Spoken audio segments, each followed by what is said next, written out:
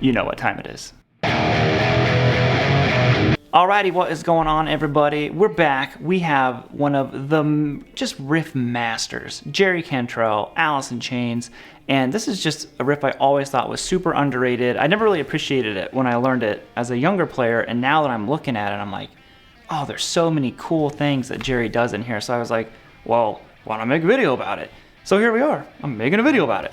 So this is the most, in my opinion, underrated Jerry Cantrell riff. Let's dig it.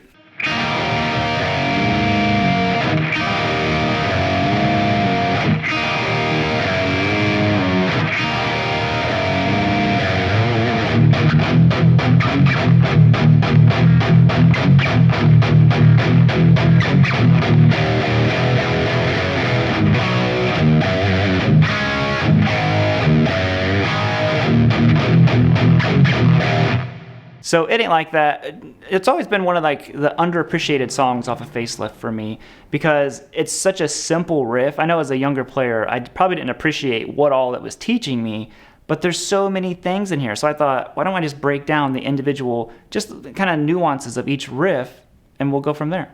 Now the first thing we talk about is how Jerry makes this good old country E major chord sound so dark and evil. Because this is what he does. He's just so good at it. So what happens is it's all about the direction that you're picking. Listen to a down pick through this chord. Oh, I'm a happy major chord. All of a sudden he picks up and really digs in, and you're like, oh, what are you? And he's like, I'm just still happy major chord, but now I'm kind of evil sounding. So then it's kind of like your wife when she doesn't have caffeine.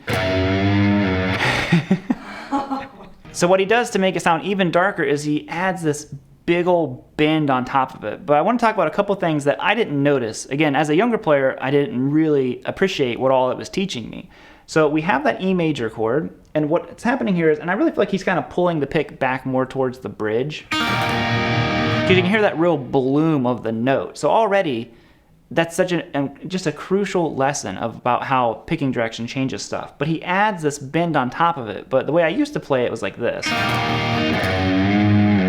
which isn't necessarily super wrong, but it's not super right. If you listen to the opening track where it's just the guitar, you can hear Jerry let some of these open strings ring out. Here you hear the notes kind of fight a little bit there. It just adds to the darkness and heaviness of the riff.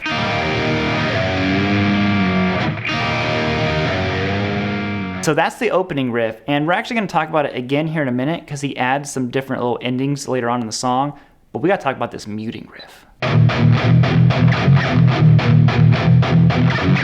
don't think I ever felt cooler as a kid, just me and my buddy out in our garage, just playing that riff. It's so heavy. So this one isn't nearly as complex. It's basically just palm muting and power chords.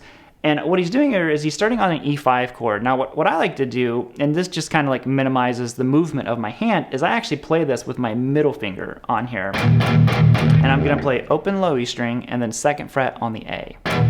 You do that twice. And the reason why I do that is, for one, I play power chords with my pinky because I'm a weirdo. But I go like this. See how I don't have to shift my hand? Okay? So if I would use my index finger like a lot of people, there's that little jump there, and I hate the sound of those scratchy string noises, so I try to move my hand as little as possible to avoid that. So you have 2 of those, and then 3 of the 1st fret or F power chords. Okay, now all you're gonna do is you jump up to 3rd fret, so you do a G5 power chord, 3rd fret low E string, 5th fret on the A, back down to that F, and then another open. He might not do the actual E5, it might just be an open low E string, but it's in there.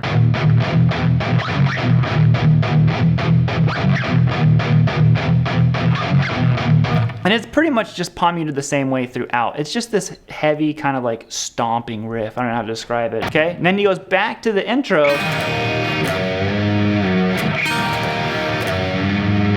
Now there's one ending, and of course that chorus riff that I want to talk about here too, but when he's doing this, basically the verse, there's one in particular ending he throws in here. Sometimes he goes like this, you know, which is standard guitar intro, but the one he does, it is so cool. I think it's the I think it's after the first verse. He goes like this. And he slides up to that flat 5. So cool. It just sounds, crazy heavy. Then he goes back into the palm muting. Now the chorus, he goes.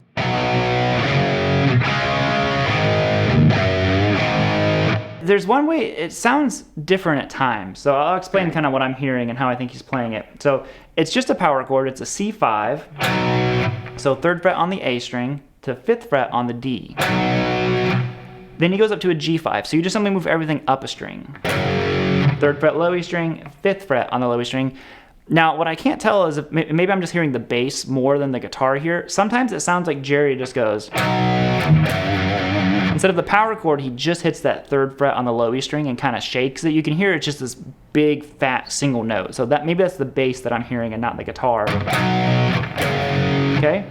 Go to a D, kind of like an AC/DC D chord. Basically a D5. Open on that D string, 2nd fret on the G, 3rd fret on the B, A5. Then Jerry's always bending the note, so 3rd fret low E string bend, back to an A5. So all together you have.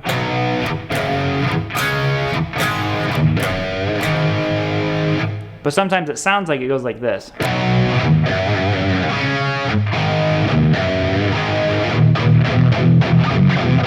So I don't know. You can play it however you want, but I just like I said, sometimes it just really sounds like it's just that single string in there because I think it just sounds really cool. And there you guys have it. You got your Alice in Chains on. Hope you dug the lesson. If you'd like to see maybe the solo, I was thinking about doing a separate video on the solo. It's kind of a cool one. It's like actually the first one I ever learned that had this very dark minor. But anyways, let me know in the comments down below. If you would, subscribe, like the video, and as always, end it bluesy, baby. Oh, I nailed it that time. Print it.